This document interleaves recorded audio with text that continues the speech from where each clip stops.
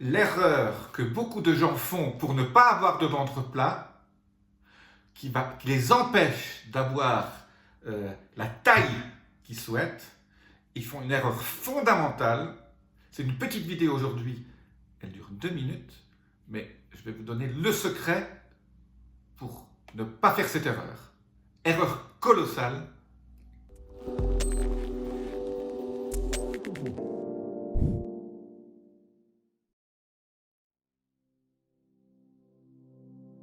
Je suis Jean-Marie Buterlin, je suis expert en rajeunissement et longévité et j'aide ma communauté à ajouter de la vie à leurs années et des années à leur vie.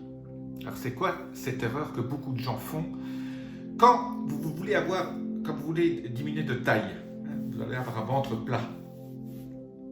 Tout le monde rêve d'un ventre plat. Parce que le problème du ventre plat, le problème de la taille idéale, la silhouette idéale, c'est énormément de gens, quand au milieu de la quarantaine surtout, nous changeons de régime métabolique en fait, quand on entre dans cette tranche d'âge et vous voyez bien, hein, les gens ont tendance à acquérir, à augmenter leur tour de taille de façon tout à fait, je dirais, normale et sans changer rien au niveau de leur régime alimentaire, du sport, etc. Ben, votre tour de taille augmente parce que vous changez de métabolisme. Ben, une des raisons en fait aussi, l'erreur que font beaucoup de gens qui ne savent pas, qu'on ne leur enseigne pas, qui fait que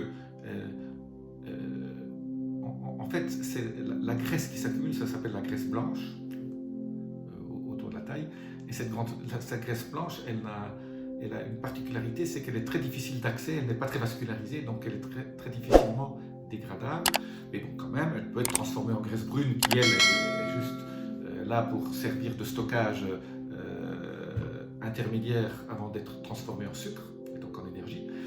Eh bien, le problème de la dégradation de la graisse blanche s'appelle la lipolyse. La lipolyse, c'est donc la transformation des lipocytes et des adipocytes en énergie. Et il y a un facteur qui empêche très fortement la lipolyse, ce sont les pesticides. Bon. Quand vous ingurgitez des aliments non bio qui contiennent surtout du glyphosate. En fait, une partie de ces produits chimiques